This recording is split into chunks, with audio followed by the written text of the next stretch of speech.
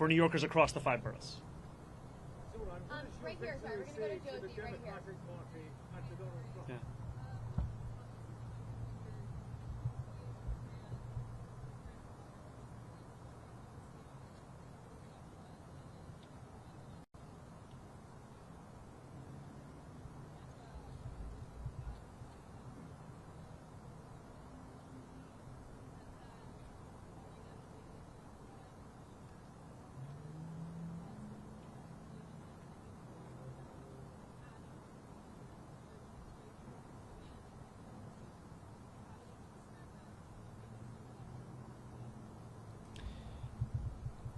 I look at these 4 incredible co-chairs of our transition team, and what I see are those who have had their careers defined by an excellence that we want to characterize the very city hall that we are looking to build.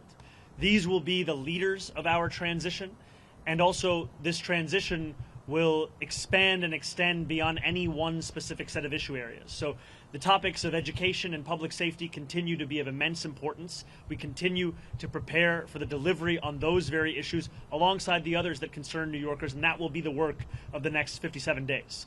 And just to your second question, I am willing to consider anyone to work in my city hall so long as they are committed to working for my administration and to delivering on an agenda to lower costs for New Yorkers in the most expensive city of the United States. All right, we'll go to Sam over here.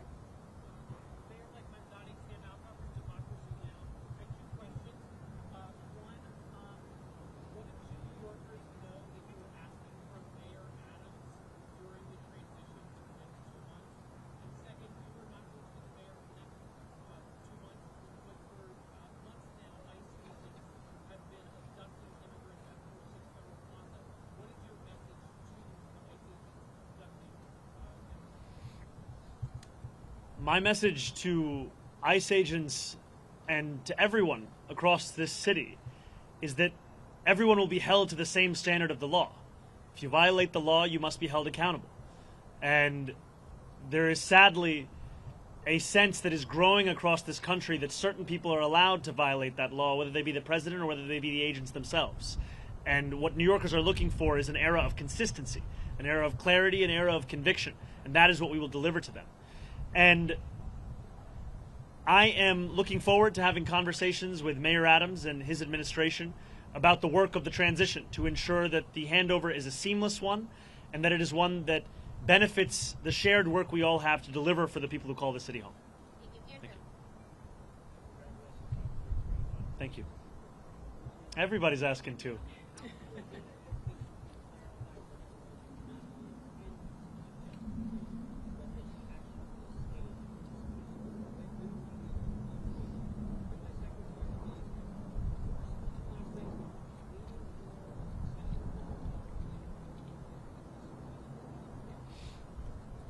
I've made my intention clear to retain Commissioner Tisch, and I look forward to having conversations with her on that very subject. Last night, I spent time with my wife, with close members of my team, as we watched the results come in. I spoke briefly with Curtis Sliwa, and then I headed to address the thousands of New Yorkers that were there, waiting to hear of what this new era of government will look like. And that is always my focus. Not on the candidates of this past election, but rather on the people that are so often left behind by our politics, and I look forward to serving them. Yeah, Morgan, go ahead. Hi, sir. How are you? Doing well. How are you, Morgan? Hanging in there. So just 2 quick questions. Mayor Eric Adams just announcing that he plans to offer former employees who were terminated for refusing the second COVID vaccine, offering to them to have the opportunity to get their jobs back.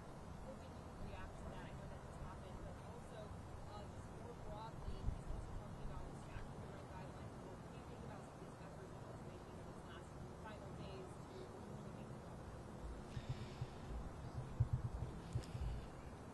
The mayor is seemingly unsatisfied with a record of raising rents by more than 12% on more than 2 million New Yorkers, and has gone so far as to consider appointing someone to the Rent Guidelines Board who is known for being a star, I think, on a show called Selling New York. And in many ways, that's the description of what he wants to do over these next few months. I continue to believe in the importance of delivering relief for the 8.5 million people who love this city, who live in this city, but cannot afford to continue to be here. And last night I spoke of Wesley, an 1199 organizer that I met outside of Elmhurst Hospital less than a week ago. And as I asked him how long it took him to get to work, he told me 2 hours. I asked him, where were you coming from? He told me Pennsylvania. That, for many New Yorkers, is now the reality, where they have to live elsewhere because they can't afford to live in the place that they love. And that has to be our compass in guiding the work that we do to ensure that we can make this a city that is livable and make this a city that finally turns the page on an era of big money and small ideas. Yeah, I'll go Holly right here.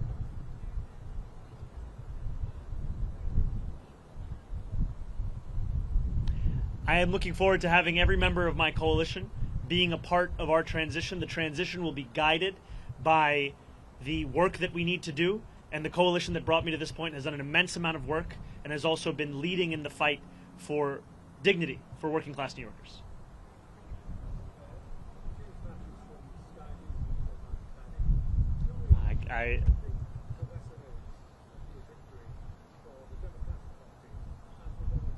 Well, first I just have to say I've spent many days in my youth watching the transfer window close, final hours on Sky News, so it's a pleasure to have you here. Yeah, I'm an Arsenal fan. I have to be honest, when you said you were from Sky News, I just got very excited. Could you repeat the question one more time?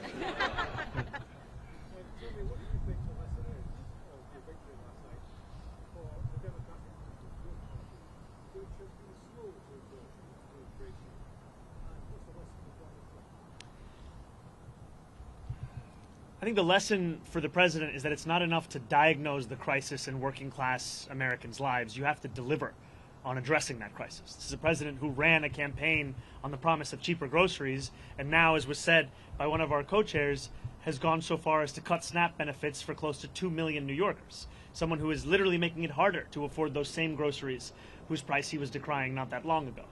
And what scares Republicans across the country is the fact that we will actually deliver on this agenda. And the contrast is something that they cannot bear to witness. And I try to keep my focus similar to that cover on the New Yorker where the world ends at New Jersey, and thinking about what this means for our city instead of for our nation. And I will tell you that for our city, what left me with such great hope last night were the stories from so many New Yorkers who had never voted before, who had lost hope in politics years ago. And to stand here before you, having received over 1 million votes in an election that saw turnout the likes of which we haven't seen since 1969, it shows that politics, once again, is offering more than just a settling for the crumbs that are not able to meet the needs of so many families across the city. We are finally offering a vision that can meet the scale of the crisis in working class New Yorkers' lives. Thank you. Thank you very much. Please.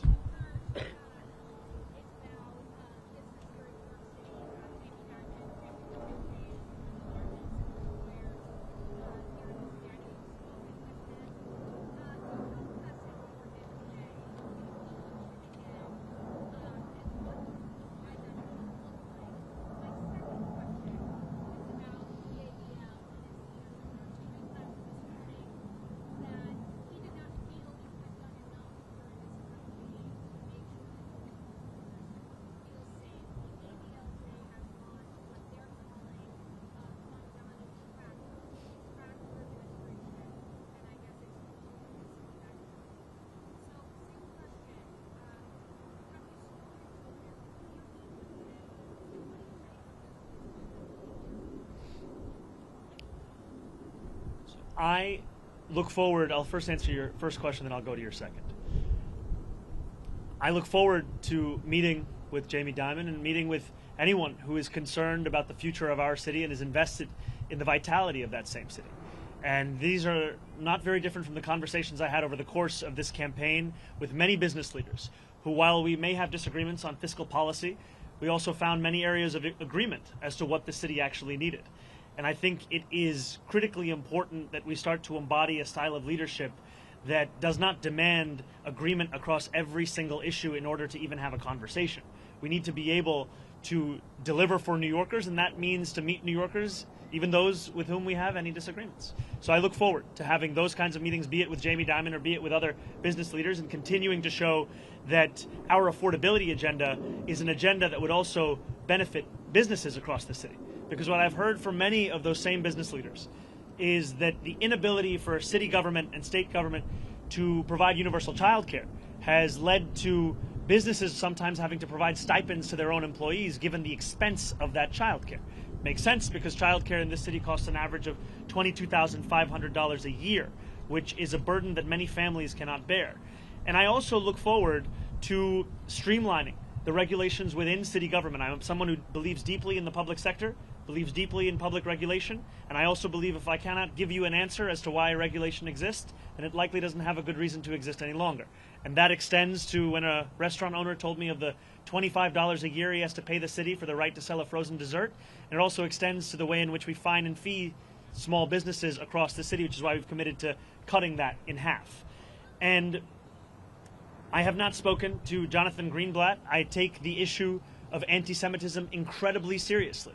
And last night in my speech, I spoke about how my city hall will stand steadfast with Jewish New Yorkers in fighting the scourge of anti-Semitism across the city and making that clear in the actions that we deliver on from January 1st. And I look forward to working with Jewish leaders across this city, whether they be elected officials, whether they be rabbis, whether they be community leaders, to deliver on the promise of not just protecting Jewish New Yorkers, but celebrating and cherishing them in this same city.